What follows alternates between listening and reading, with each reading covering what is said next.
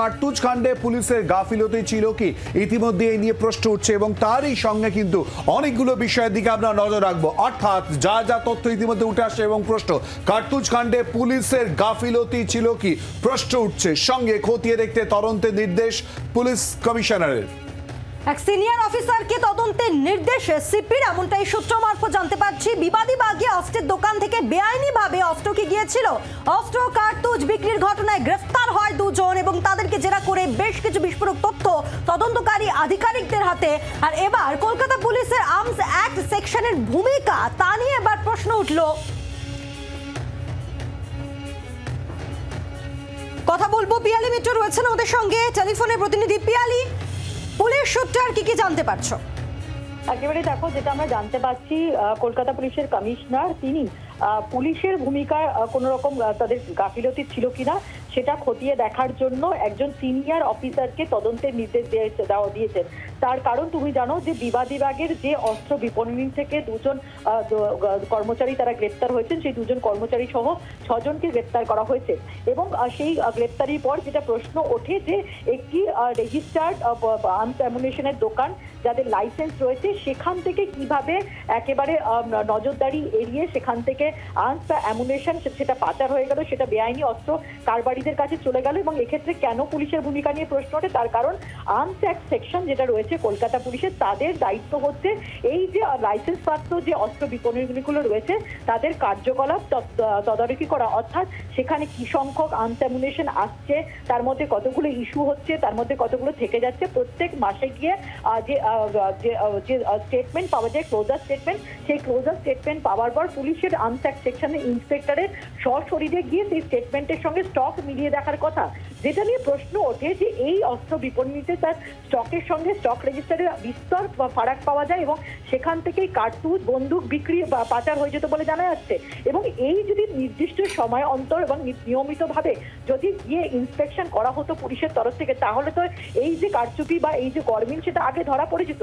ফলে যে প্রশ্নটা উঠছে, পুলিশের তরফ থেকে কি নিয়মিতভাবে যে তদারকি করার কথা, ইন্সপেকশন করার কথা, সেটা কি আদৌ করা হতো নাকি করা হতো না, পুলিশের তরফে কোনো গাফিলতি কি ছিল, সেইটাকে খতিয়ে দেখার জন্য পুলিশ কমিশনার তিনি নির্দেশ দিয়েছেন। এই গোটা বিষয়টা অর্থাৎ আর্মস অ্যাক্ট সেকশন তাদের যে দায়িত্ব রয়েছে প্রত্যেক মাসে যেখানে যে আর্মসের দোকানে যে কনসাইনমেন্ট আসবে সেটা গিয়ে ওপেনিং হবার সময় তার সেখানে থাকা এবং সেখানে সেটা পরীক্ষা করা, তারপর ক্লোজার স্টেটমেন্ট নিয়ম অনুযায়ী যে একটি দোকানের যে কনসাইনমেন্ট এলো আর্মস হোক বা অ্যামুনেশন, তার থেকে কতগুলো আর্মস বা অ্যামুনেশন ইস্যু হলো বা খরচ হলো এবং কতগুলো থেকে গেল, তার একটা ক্লোজার স্টেটমেন্ট আর্মস অ্যাক্ট সেকশনকে দিতে হয় প্রত্যেক মাসে।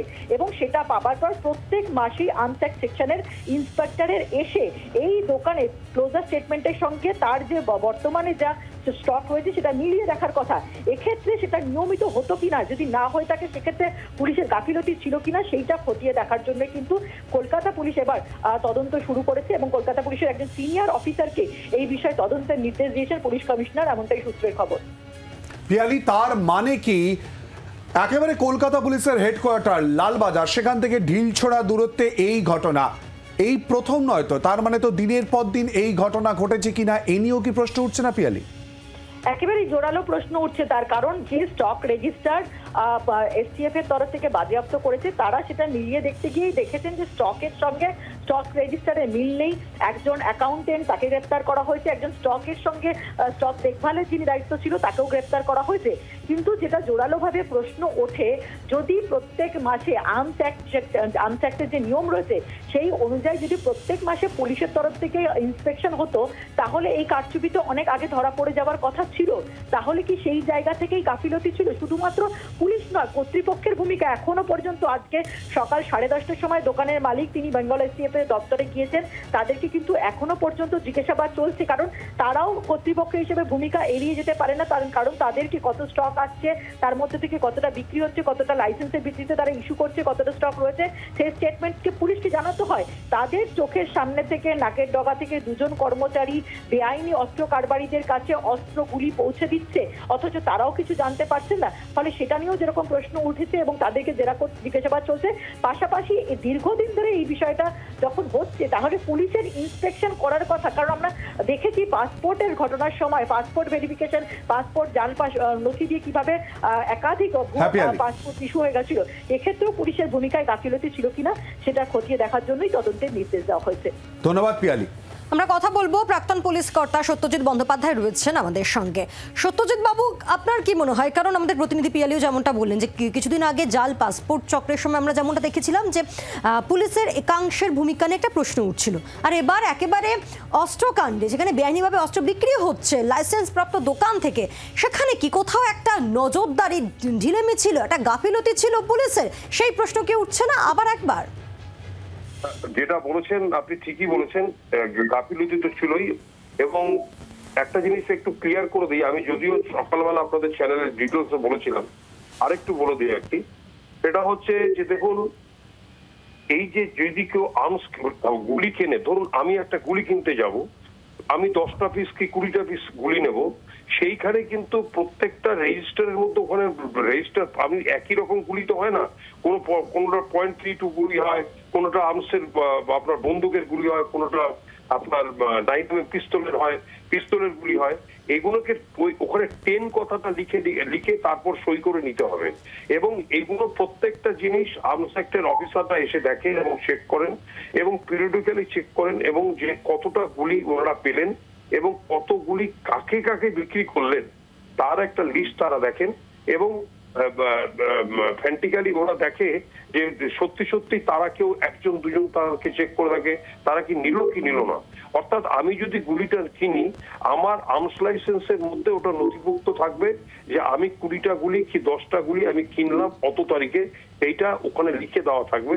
এটা আবার লালবাজারে গিয়ে দেখাতে হয় যে ইয়েস এই ভ্যালিড লাইসেন্সের মধ্যে এটা দেখাতে হয়। কারণ উইদাউট ভ্যালিড লাইসেন্স কোনোদিনই আর্মস অ্যামুনিশন বিক্রি হয় না। একটা জিনিস মাথায় রাখতে হবে যে একটা গুলি মানে একটা মানুষের প্রাণ। এই গুলিগুলো যে অন্যায়ভাবে যে বিক্রি হয়েছে বাইরে, তার মানে হচ্ছে তারা ক্রিমিনালদের কাছে এইগুলোর গুরুত্ব অনেক বেশি এবং তারা অনেক চড়া দামে এইসব নিয়েছেন। এবং এরা বেসিক্যালি যে কাজটা করবে এই কাজটা হচ্ছে বেআইনি পারপাসে, নানা রকম রাহাজানি ক্রিমিনাল কাজের জন্য, সিন্ডিকেটের মস্তানির জন্য, নানা কাজের জন্য এই গুলিগুলোকে ইউজ করবে। এটা তো তাদের জানা দরকার ছিল, কেন এটা করলো না। এবং পুলিশের দিক থেকে যারা এগুলো তদারকের দায়িত্ব ছিল তাদেরকেও এগিয়ে আসা দরকার ছিল যে আমাদের কাজটা ঠিকঠাক হচ্ছে কি হচ্ছে না। কারণ আমি ওই যেটা আমি নামগুলো উচ্চারণ করছি না, যে যেখানটায় হয়েছে তার ডালুসের সামনে যে দোকানটা, আমি দোকানটা অনেকবারই গেছি, আমি জানি দোকানটাতে। এবং সেখানে এই যে নিয়মগুলো আপনাকে ফলো বললাম এই নিয়মগুলোই থাকতে হবে। এবং ওরা যে কোনো সময় যদি আর্মস অ্যাক্টের অফিসাররা যান, একজন ডিসি পদমর্যাদার অফিসার আছেন, অন্যান্য সিনিয়র এসি আছেন, ইন্সপেক্টর আছেন, তারা গেলেই তাদেরকে ওই রেজিস্টার দেখাতে হবে এবং তারা বাধ্যতামূলক এটা কিন্তু পিরিয়ডিক্যালি চেক হবে। শুধু কলকাতা পুলিশ নয়, রাজ্য পুলিশের আন্ডারে যতগুলো দোকান আছে সবগুলো দোকানেই এগুলো দেখানো দরকার আছে এবং রাখা দরকার আছে। একটা লাইন বলে শেষ করে দিচ্ছি, এটা কিন্তু সুদূর প্রসারী এফেক্ট হবে। বারবার করে বলে দিলাম, এটা সুদূর প্রসারী এফেক্ট কেন হবে?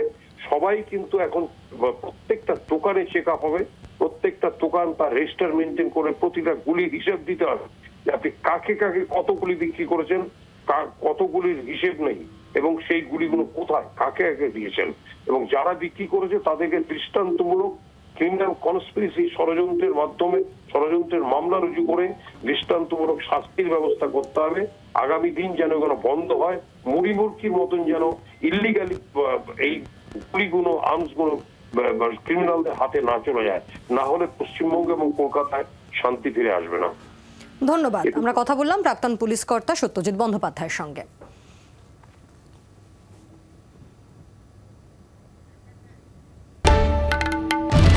বাংলার আওয়াজ, বাঙালির আবেগ, জি 24 ঘন্টা।